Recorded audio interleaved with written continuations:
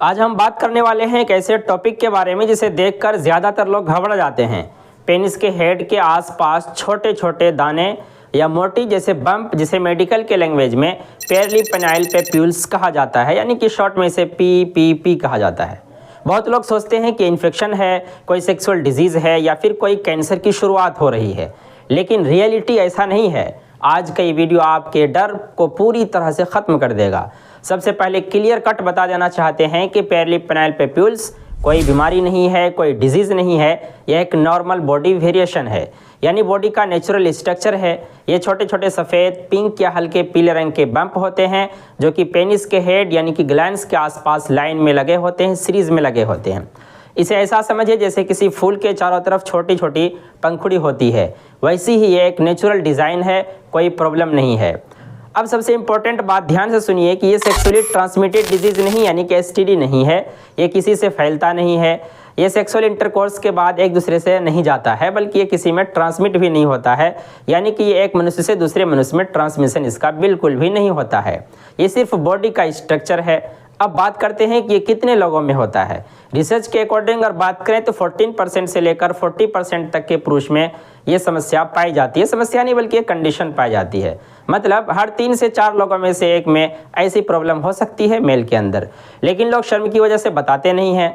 अब सबसे important scientific बात इसके अंदर क्या होता है, इसमें कोई पस यानी कि मवाद नहीं होता, इसमें कोई वायरस या बैक्टीरिया नहीं होता, ये कोई गंदगी नहीं है। ये एक्चुअली बना होता है फाइब्रस टिश्यू से, छोटी छोटी ब्लड वेसल से और नॉर्मल स्किन सेल्स से। सिंपल भाषा में ऐसे समझिए कि आपकी बॉडी के ही नॉर्मल सेल्स का एक्स्ट्रा ग्रोथ है। जैसे कभी कि आप देखते होंगे स्किन पर स्किन टैग या मोल बन जाती है, उसी प्रकार से पेप्यूल्स भी होते हैं। इसमें कोई इन्फेक्शन वाला मटेरियल बिल्कुल भी नहीं होता है। अब सवाल आता है कि यह होता क्यों है।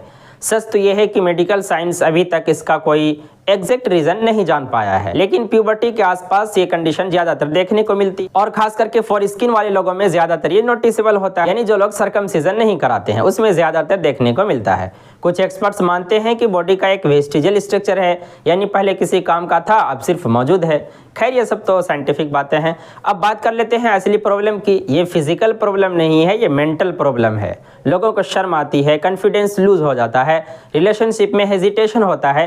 कई पेशेंट्स कहते हैं कि डॉक्टर साहब पार्टनर क्या सोचेगा। असली इशू दिखने का है, बीमारी का नहीं है। अब ट्रीटमेंट की बात कर लेते हैं तो मेडिकल साइंस तो ये कहती है कि इसका कोई ट्रीटमेंट ज़रूरी नहीं है, कोई ट्रीटमेंट की आवश्यकता ही नहीं है, क्योंकि ये हार्मलेस है, इसका कोई नुकसान नहीं होता है।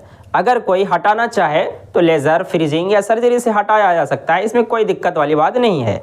लेकिन इसमें रिस्क भी होता है, जैसे स्कार का फॉर्मेशन होना या स्किन का कलर चेंज होना, इसलिए बिना ज़रूरत इसमें छेड़छाड़ नहीं करना चाहिए। अब एक बहुत इंपॉर्टेंट वार्निंग, बहुत से लोग घर पर ही टूथपेस्ट, लेमन, एसिड या ब्लेड यूज़ करते हैं उसको काटने के लिए। सब बहुत ही डेंजरस हो सकता है, इससे परमानेंट डैमेज हो सकता है, इन्फेक्शन हो सकता है, इसलिए ऐसा बिल्कुल भी ना करें। अब होम्योपैथी की बात करें तो होम्योपैथी में हम सिर्फ बम्प नहीं देखते, हम पूरे इंसान को देखते हैं। अगर पेशेंट में एंग्जाइटी, शेम या सेक्सुअल फियर है तो कॉन्स्टिट्यूशनल ट्रीटमेंट देते हैं, जिससे माइंड काम होती है, शांत होता है और कॉन्फिडेंस वापस आ जाता है और बॉडी बैलेंस होती है। कुछ केस में साइज और विजिबिलिटी में इंप्रूवमेंट भी देखा गया है। हाँ, लेकिन हर पेशेंट अलग अलग होता है, इसलिए मेडिसिन भी इंडिविजुअल होती है। तो दोस्तों याद रखिए कि पेरिली पेनाइल पेप्यूल्स कोई बीमारी नहीं है, ये इन्फेक्शन नहीं है, ये कैंसर नहीं है, ये सिर्फ एक हार्मलेस कंडीशन नहीं, बिना नुकसान देने वाली परेशानी है या बिना नुकसान देने वाली एक एनाटॉमिकल कंडीशन है। लेकिन अगर आपको डाउट है या आप मेंटली परेशान हैं तो खुद से ट्रीटमेंट करने की कोशिश ना करें, बल्कि सही होम्योपैथ डॉक्टर से कंसल्ट करें। अगर आपको ये प्रॉब्लम मेंटली बहुत ज़्यादा परेशान कर रहा है, इरिटेट कर रहा है, आप होम्योपैथिक मेडिसिन से अपना ट्रीटमेंट शुरू कर सकते हैं। तो चलिए अब कुछ इंपॉर्टेंट होम्योपैथिक मेडिसिन के लक्षणों के बारे में बात कर लेते हैं, जो कि पेरिली पेनाइल पेप्यूल्स यानी कि पीपीपी के केस में बहुत ही ज़्यादा इस्तेमाल में लाई जा सकती है। श्रेणी में जो सर्वश्रेष्ठ मेडिसिन है वो है आर्सेनिकम हाइड्रोजेनिसिडम। जब परप्यूस और ग्लांस पर छोटे छोटे पस्ट्यूल्स यानी फुंसियाँ हो और साथ में गोल सतही अल्सर्स भी बने हो, तब यह मेडिसिन काफ़ी मुफीद साबित हो सकता है। नेक्स्ट मेडिसिन की अगर बात करें तो वो हो सकती है जाकारांडा कारोबा। जब ग्लैंड्स पर खुजली वाला दाना हो जो कैंकर की तरह फटता हो और सूखने पर लाल निशान छोड़ देता हो, तो उस स्थिति में जाकारांडा कारोबा बहुत ही मुफीद साबित हो सकता है। अगली दवाई हो सकती है कालियम बाइक्रोमिकम। जब पेनिस में खुजली और दर्द के साथ साथ छोटे पस्ट्यूल्स, पिन हेड जितने दाने और कोरोना ग्लैंड्स पर पपड़ी बनने लगा हो, तब यह मेडिसिन काफ़ी उपयोगी साबित हो सकता है। नेक्स्ट मेडिसिन हो सकती है क्रोटन टिक। जब जेनिटल्स पर पस्ट्यूल्स, इरप्शन के साथ साथ तेज खुजली और जलन हो, तब क्रोटन टिक का प्रयोग किया जा सकता है। अगली दवाई हो सकती है नाइट्रिकम एसिडम। जब परप्यूस पर छोटे छोटे खुजली वाले वेसिकल्स जो जल्दी से फूटकर पपड़ी बना देता हो, कोरोना ग्लैंडिस पर लाल सूखे धब्बे हों, तब नाइट्रिक एसिड का प्रयोग किया जाता है। एनीवे, ये सब कुछ इंपॉर्टेंट होम्योपैथिक मेडिसिन है जिसका प्रयोग पेरिपेनाइल पेप्यूल्स के केस में किया जाता है। हालांकि इसके अलावा और भी होम्योपैथिक मेडिसिन है जिसका प्रयोग उस स्थिति में किया जाता है। अगर आप भी इसका ट्रीटमेंट करवाना चाहते हैं, आपको भी ये परेशानी मेंटली बहुत ज़्यादा परेशान कर रहा है, तो आप हमसे ऑनलाइन कंसल्टेशन सेवा प्राप्त कर सकते हैं या अपने नियर बाय किसी माहिरीन होम्योपैथ से कंसल्ट कर सकते हैं। तो दोस्तों, उम्मीद करते हैं कि बाकी सारी वीडियोस की तरह ये वीडियो भी इन्फॉर्मेटिव रहा होगा। So finally I would like to say thank you for giving your precious time for watching.